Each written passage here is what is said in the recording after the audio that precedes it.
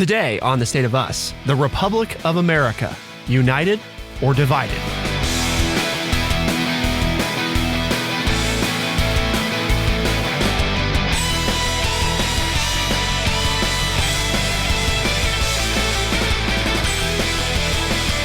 Welcome to The State of Us. I'm your host, Justin T. Weller, joined, of course, by our friendly redneck liberal and educator of more than 35 years and the senior resident historian at TrueChat, Mr. Lance L. Jackson.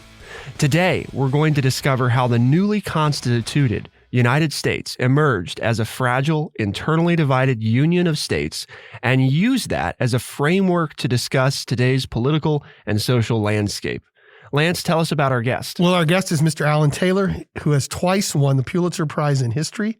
He is the Thomas Jefferson Foundation Professor of History at the University of Virginia and lives in Charlottesville. Alan is also the author of the new book, American Republics, A Continental History of the United States from 1783 to 1850. Alan, thanks for taking the time to chat with us. Well, thank you. It's a pleasure to be on. Alan, it's great to have you with us. And your book really, it covers a range of important topics, especially in today's news and political landscape. So who is your book intended for, and what are you hoping that people will learn by reading it? How important is understanding the history of our republic or our many republics? Well, it is a book that's meant to be accessible. So my intended audience is American citizens.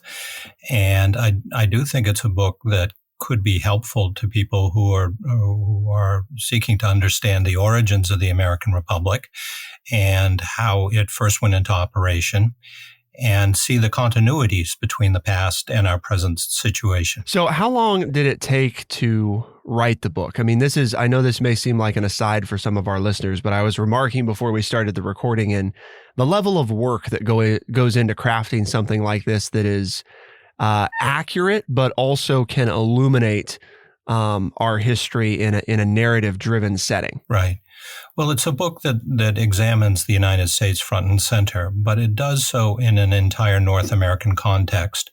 So it engages with the relationship of the United States with native peoples who still occupied over half of the continent at the start of the story, and also with British North America, what would become Canada, and with the Spanish Empire, including what would become Mexico, and also with the French colony of Saint-Domingue, which would have a revolution and emerge as Haiti, and with Cuba, which remained part of the Spanish Empire. So it's putting the United States in its relationship with all of these neighbors.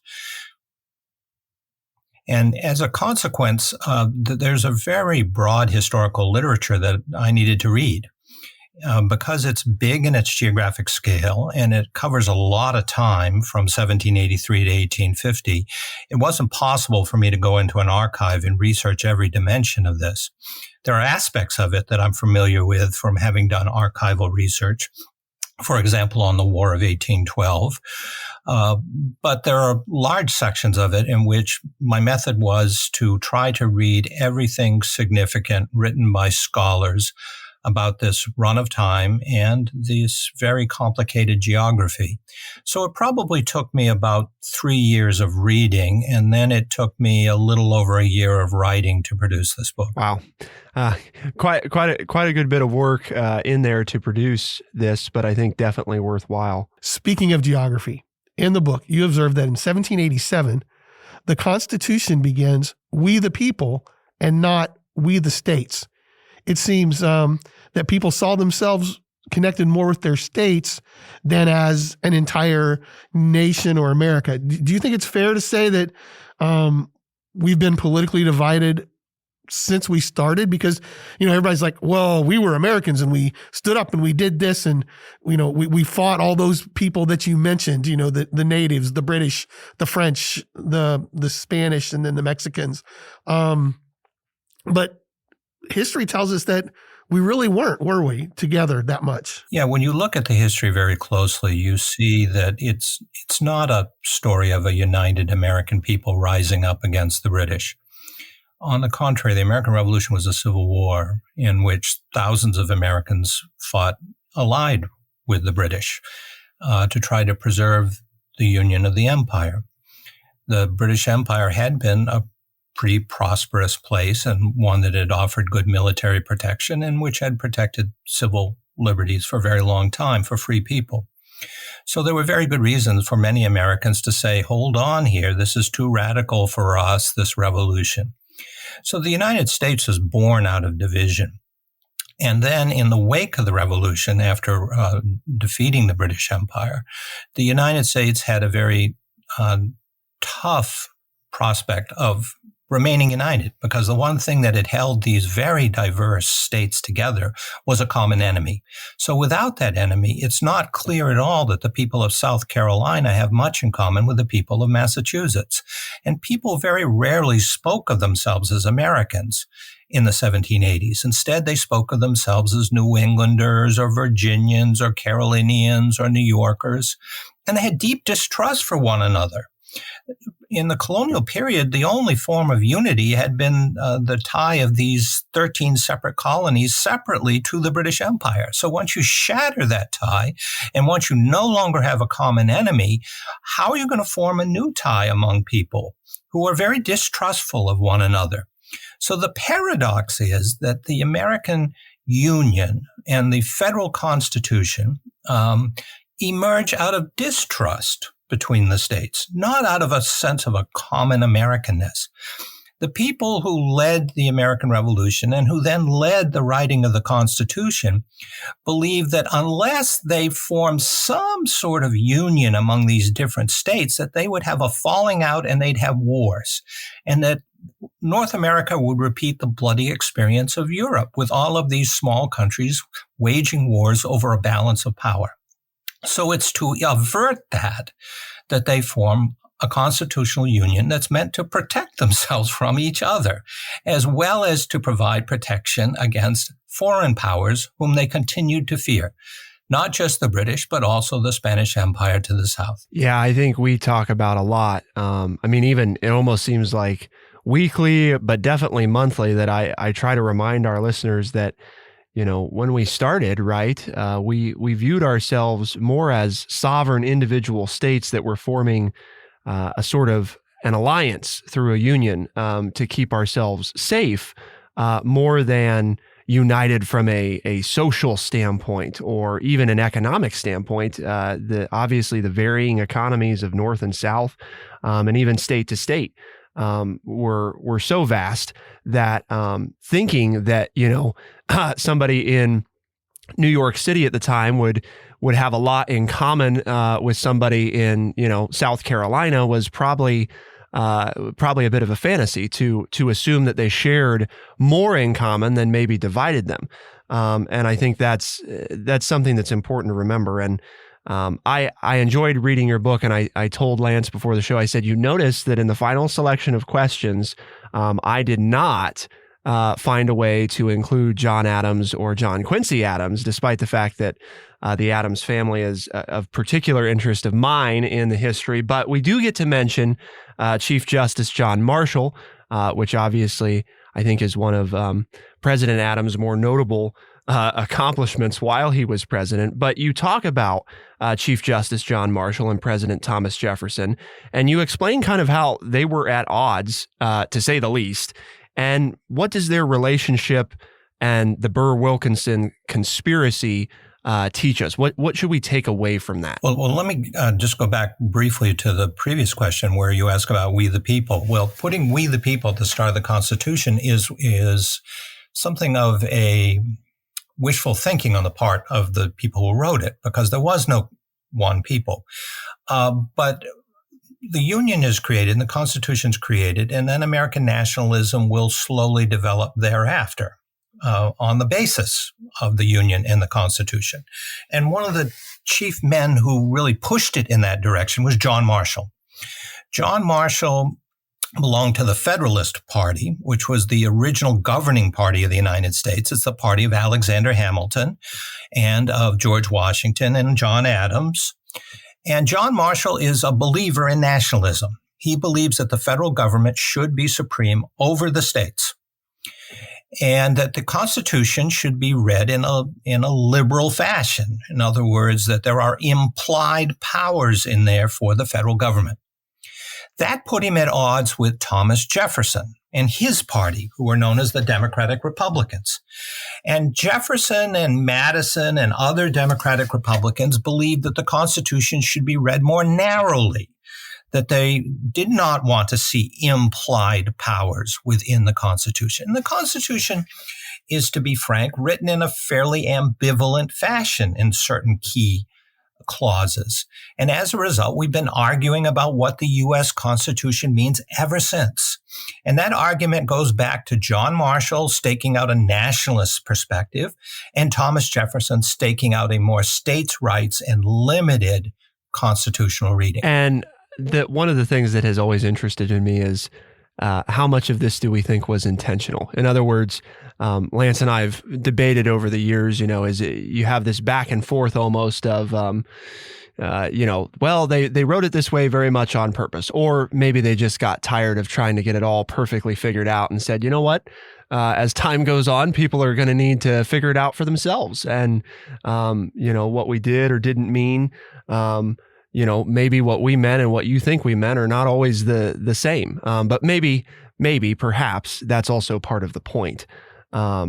Or maybe that's just giving them too much credit. Well, they were first and foremost very good politicians. And as good politicians of their time, they understood that there were some pretty powerful divisions in their home states over these philosophical questions. There were people who were willing to create a stronger federal government because they'd seen the failure of the looser Confederation, which, while it had won the American Revolution, they'd bankrupted the country. And so, and then things were looking pretty grim diplomatically for this very weak country, as well as being pretty grim financially. And then there's fear that there will be wars between the states unless they make a stronger union. So they understood that there were people seeking a stronger union, but then they also knew there were people who looked back to the revolution and said, we just rebelled against a strong central power in Britain, and we don't want to recreate that here. We want instead to have very strong states that can protect civil liberties. So this very powerful division, they knew that they could not perfectly bridge. And so in certain key passages, they leave it kind of open. And this is politically very wise if they want to get this document ratified. And they succeeded in getting it ratified because so many people could read the document the way they wanted to. The problem has come in the long run where people today have this tendency to say, well, let's just go back to what the founders said. We go back to their original intent and we'll be able to sort out this constitutional dispute. But it turns out that doesn't really always work that well because the founders themselves were divided and in key passages they were ambiguous because, as you say, they were expecting that down the road Americans would be able to figure it out better. Yeah. If nothing else, a necessity of writing it to get it written in the first place. I think we often forget that, right? Is the challenge of even coming up with this and getting enough people on the same page that they could move forward with it was in and of itself an incredible feat, let alone trying to make it so specific that there would not be ambiguity for us later down the road. To say nothing of the challenge of putting it together, just the nature of trying to come up with something where, as you've written in the book, you have more individual states than you do a united country in the first place. So we've been talking with Alan Taylor about the importance of our continental history, but a number of questions still remain. What happens if we succumb to the sovereignty of public opinion, and how can we apply the lessons from this great book to our lives today? Well, to find out, keep it here on The State of Us, and we'll be right back.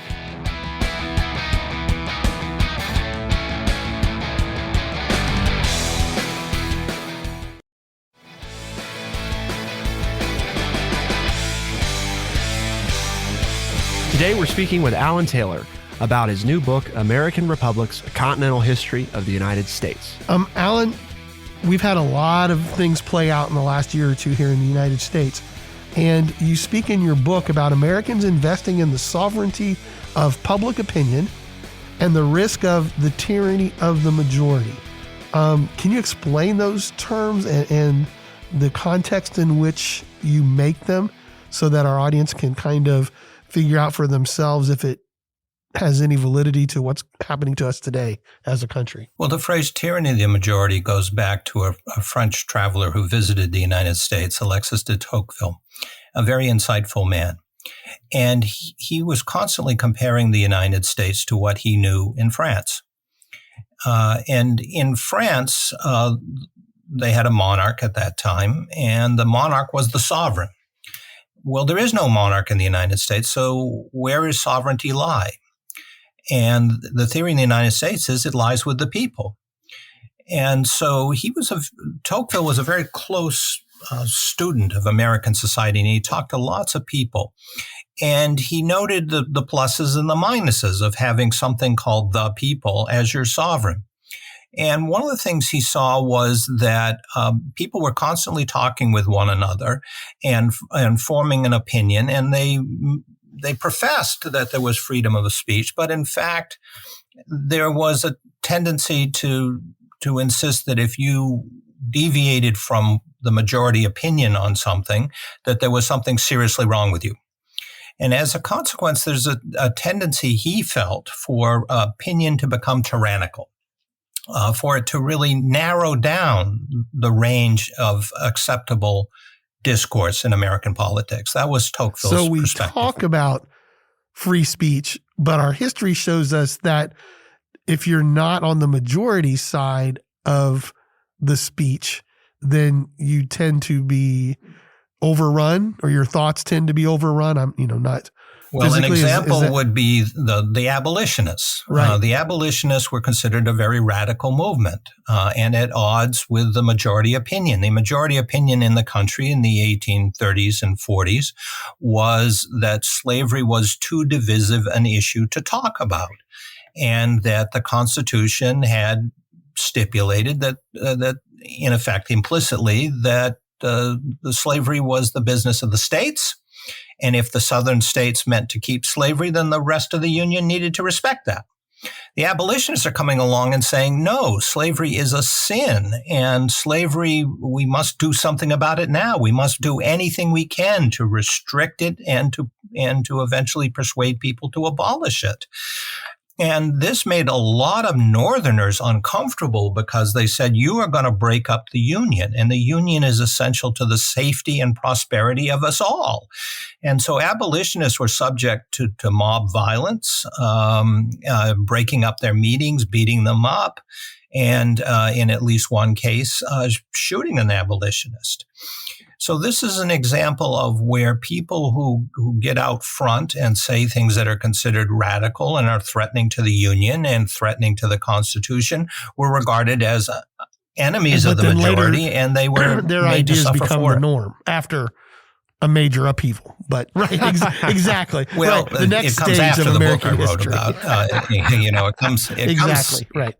Yeah, it doesn't come to the Civil War. So even right up until the start of the Civil War, the abolitionists remain a small minority within the United States. Was that the last book, Lance, or the one before last? But The Age of Acrimony, which focused on the period immediately after the Civil War, and talking about how we think we're so divided today. But arguably, people think, oh, well, the Civil War and then everything was hunky dory, and it's like, well, not really. things were pretty violent still, and fairly politically radical following the Civil War as well. And in fact, you brought up abolition. The thing that I wanted to bring up is on your chapters on democracy. And we read about the women, the reformers, the blacks, and others.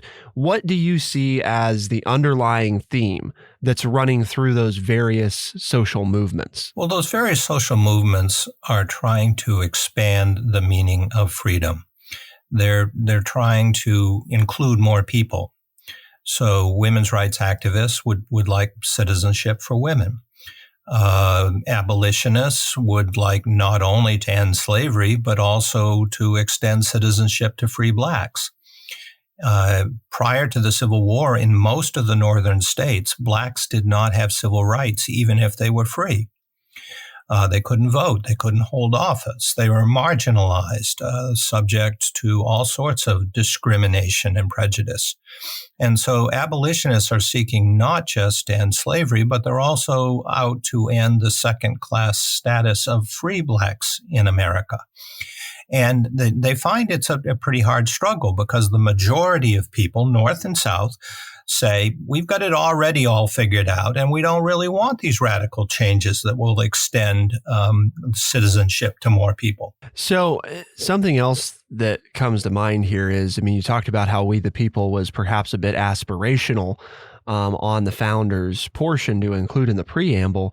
Would it be fair to say that what many of these social movements are doing is, yes, they're seeking to expand the definition of freedom, but in many ways, right, they're simply trying to live out that aspirational message that's provided them in our Constitution and in some ways in our Declaration of Independence as well. Right. The Declaration of Independence particularly lends itself to these aspirations. And so the radicals tended to dwell more on the Declaration of Independence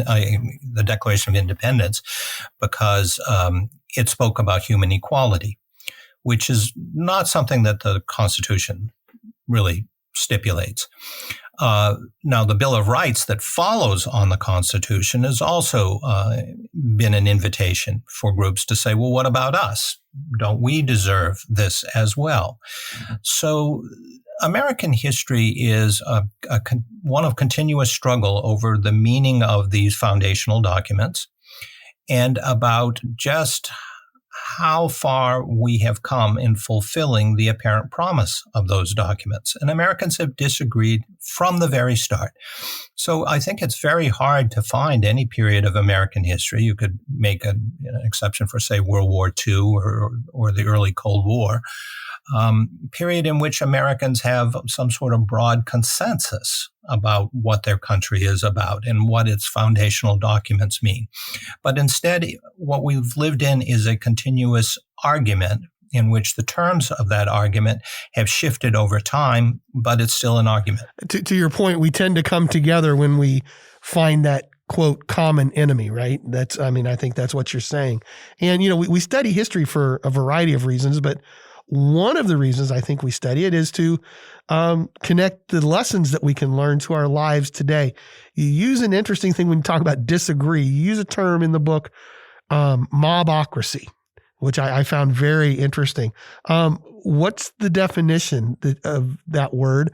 And can you give us some examples of what you mean during this time period of the book that would show us what mobocracy is? Well, mobocracy was a term created in the early 19th century or applied by people living in the early 19th century, and particularly during the 1830s. There was a perception that riots were almost a daily occurrence, particularly in the cities. And there were riots of all sorts. There are big rumbles between different fire companies because there wasn't a united municipal fire service, but instead they were private voluntary companies. And they would race each other to fires, and whoever got there first would then engage in brawls against another company that would show up. There are race riots, usually where white immigrants go and attack African-American communities. And these are truly gruesome affairs with lynchings and burning of churches and burning of homes. And so that there was a perception by many Americans, including Abraham Lincoln, that the rule of law has been suspended. Instead, it's the rule of the mob in many places. And it's not just in cities, but there were also rural mobs that were very active. A very grim story in Mississippi where there's this fear of a slave revolt, which allegedly certain white criminals were organizing. And so these vigilante mobs go and they lynch a fair number of black people and also of white people who are sojourning in the community that lend themselves to these suspicions. So this kind of collective violence is all too American, particularly during the 1830s and 1840s. And it's very troublesome to people like Abraham Lincoln. There was a Philadelphia newspaper that one day reported "no mob today," as if that was news. So we have just tiny dab of time left, Alan, and this wasn't in the questions, but Lance allowed me to ask the final one because I'm sure he's got 50 things to ask. But I do want to ask you because I think it's on theme with what we're talking about and this sort of ongoing debate, right, about how much of a federal nation or a nation of Americans versus simply a conglomerate of states are we, which also then informs, as you point out, the discussion about where we are when it comes to these social issues. Is it up to the states or is it something as a country that we decide? And a lot of this is traced back to the many precedents that Chief Justice John Marshall established. So as much as I'd like your thoughts on President Adams and John Quincy Adams, my chief question here is how important, how significant do you think it is that John Adams appointed Chief Justice John Marshall? I mean, how different might our country look if not for that singular appointment? Well, John Marshall was a brilliant man, and somebody who was also very good at working with other people. And one of his great accomplishments was that as the years went on, other justices are appointed by Thomas Jefferson, James Madison, that philosophically come from the other side of the question. But the more they spent time with John Marshall talking with him, the more they tended to come around to his perspective. So that Marshall is able to sustain his influence on the court into the 1820s. I mean, he remains the Chief Justice until the middle of the 1830s. But by the very end, his influence is fading a bit as he gets older. But Marshall is there at a very critical moment. The Supreme Court was not necessarily considered to be the final arbiter of the meaning of the Constitution. During the 1790s, Thomas Jefferson and James Madison were arguing, no, it's the individual states and their legislatures that will determine whether something's constitutional. Well, as we can imagine, if every state gets to rule on the constitutionality of federal measures, that is a potential formula for anarchy, as Marshall understood. So Marshall is the first person to lay out, no, you've got to trust the Supreme Court to do this, to be the final arbiter of constitutionality of not only federal measures, but also certainly of state measures. And so that's been of enduring importance. Now, the Supreme Court has had many twists and turns since then, and we're having a twist and turn right now. So it's not always clear that subsequent Supreme Courts have been entirely in the same philosophy as John Marshall laid out. But John Marshall's position is one that has to be taken seriously, and it is a resource that's available there for us going forward in terms of what do we think this Constitution really means. John Marshall lays out very clearly one very strong reading of our constitutional heritage. How can we use what we've learned today from Alan in our modern society, and how might those observations better inform our conversations about today's leaders? Well, that's exactly what Lance and I are going to discuss in the next segment of the show. Alan, we genuinely appreciate you taking some time to speak with Lance and me today. Well, it's been a great pleasure. Thank you. You can purchase Alan's new book, American Republics, A Continental History of the United States, by going to thestateofus.org, or you can find it anywhere that books are found. What do Lance and I think about the case Alan has made, and what does the future hold for our nation? To find out, keep it here on The State of Us, and we'll be right back.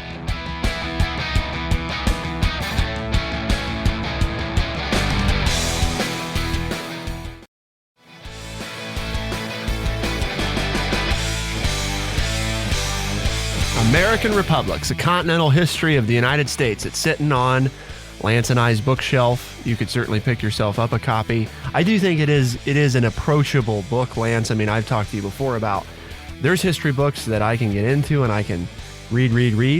And then there's other ones that I pick up and it's like, man, I'm struggling to get through the first few pages. Now, I think some of that has been informed by, we do get some mentions of the Adams family and in the book, so that's greatly appreciated. Maybe not as much as I'd like, but I understand that most people just don't care about that as Well, greatly. I think the big thing is don't be intimidated if you read the review and it says it's 515 pages, because that includes all the notes and the bibliography, which you don't have to read. I mean, if you're into that stuff, it's neat to see where the ideas came from. But the actual reading is only 384 pages. And so it's not as intimidating as you would think. And it's done topically, right? I mean, there are, So you could also read the sections that are of interest. That are interest to you, right? Yeah. There's an introduction, followed by 8 chapters. And it's a topical discussion of this, a very interesting time period in American history. And I would recommend it to anyone, because it reads much more like a story than it does your typical history book. So I jotted down some notes as we were going through our interview with Alan Taylor. So what I put down was united out of necessity, because I think that this is an important theme. It feels like we've beat the dead horse again and again, but we got to keep beating it, because obviously people do not seem to have grasped this yet.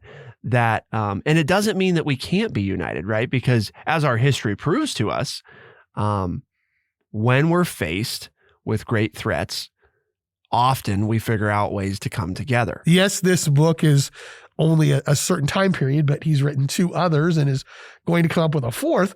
And as he mentioned, it's just a recurring theme that we fight one another unless we can find a common enemy. And to his point, sometimes presidents find that enemy for us to advance their agenda. The other thing that I wrote down was an aspirational preamble, and I'm referring to the Constitution, because this has always been one that has fascinated me ever since I had to memorize the preamble. Well, it's one sentence. Granted, it is a long sentence, but for those that are not familiar, haven't heard it in a while, or who do not have it memorized, it goes: "We, the people of the United States, in order to form a more perfect union, establish justice, ensure domestic tranquility, provide for the common defense, promote the general welfare, and secure the blessings of liberty to ourselves and our posterity, do ordain and establish the Constitution for the United States of America." Actually, it's established this Constitution. And 2 things that are noted by the American Bar Association, Lance, first and foremost, is that the preamble to the Constitution doesn't actually mention what form of government the Constitution is setting up. And in fact, nowhere in the Constitution does it state that. Which, of course, then is the source of many debates for forever, is that our Constitution actually doesn't tell us anywhere what type of government it is. So that's fascinating. But then the other second notable thing, and I think that this to me is where the fascination comes in, is you have this powerful statement about, right, what our Constitution is, who it's for, and what it defends. But then from a legal standpoint, it really is, there's no lawsuit that can be founded on the preamble. It has been attempted. In 1905, there was Jacobson versus Massachusetts, and Justice Harlan wrote at the time that the preamble indicates the general purpose for which the people ordained and established the Constitution, but it has never been regarded as the source of any substantive power conferred on the government of the United States. And the reason that I think that this is so relevant to what we're talking about is it goes back to that social theme component of our division of arguably two of the most aspirational things, maybe the most aspirational things in all of American history, that the people that we always say we care so much about, our founders, signed their names to, right? You've got the Declaration of Independence and you've got the preamble of the Constitution. And there's some cruel irony in there that neither of those basically have any legal standing in any sense. You can't found a court case basically on either of those documents. Well, we discussed it a little bit with the author, but to your point, that when those documents were written and to today, they weren't on the same page. that they were divided as to what these words meant. Well, just we the people, and who's how included. they should be implied, right? And the interpretation of whether it was a nationalistic idea of John Marshall or a states' rights, a little implied powers, and a narrow interpretation or a broad interpretation. And interesting how then Jefferson, with his narrow interpretation, needed a broad interpretation so he could buy the Louisiana Territory, because nowhere in there did it say what he could do about that. So he said, well, since it doesn't tell me I can't, I'm going to. Well, wait a minute. You've been arguing for a narrow interpretation, and now you're going to use a broad interpretation so you can buy a piece of land. And the answer is yes. But I say that because, as we talked about during the interview, politicians today, people today, let's go back to the original intent. Well, which original intent? Which we learned today, if you hadn't been aware of it before, that there are multiple, right, intents by the founding fathers as to what this was supposed to mean. So we can't even do that, folks. I mean, it's like, well, if we go back to the original intent, we'll figure out what we should be doing with here. No, because they didn't agree. And I think that's, when you learn and talk about this, it's important to understand that the divisiveness we have is not necessarily going to tear us apart. Did it at one time? Yes, it was called the Civil War, which we didn't talk about today. But other than that, we've had this discourse before, and it doesn't mean that democracy is falling apart. That's just the way it's always been. It's okay, all right? It's part of our nature. Does it make some of us distraught? Are we concerned? Yes, rightfully so. But it's not uncommon throughout our history.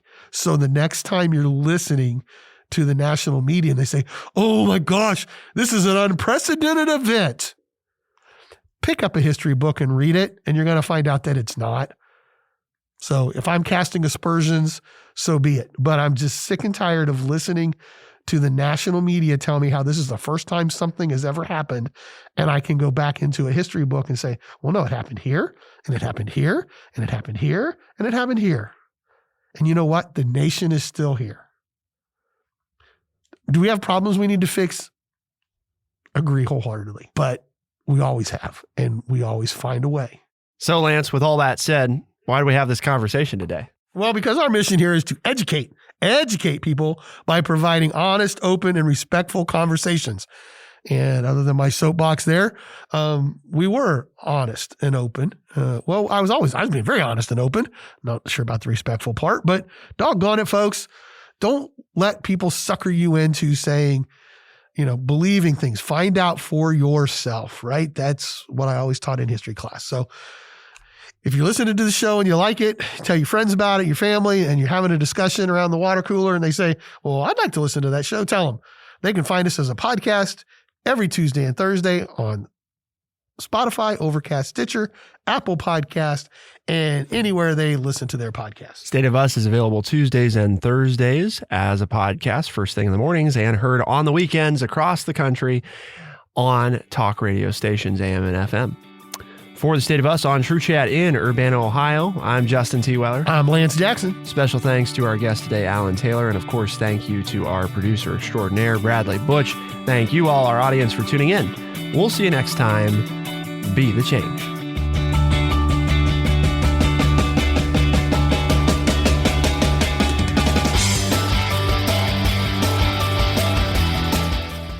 Be sure to check out our website, thestateofus.org, for books, articles, and all the ways to tune in. thestateofus.org.